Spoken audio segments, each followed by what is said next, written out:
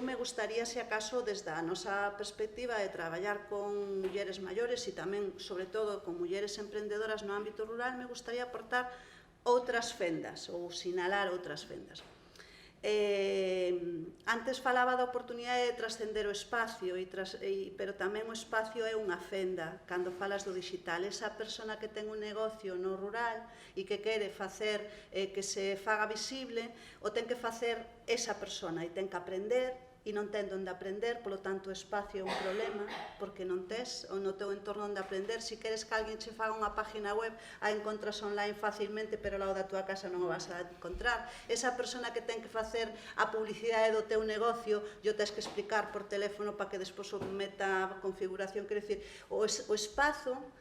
tamén é unha fenda porque nos separa de onde están os centros onde realmente se pode acceder facilmente á tecnoloxía.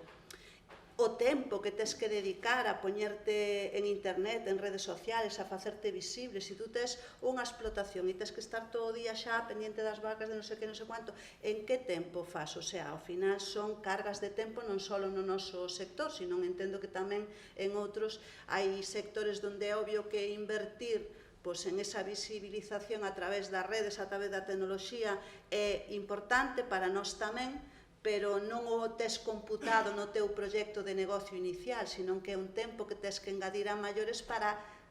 ganar esa nova capacidade competitiva de situarte no mercado.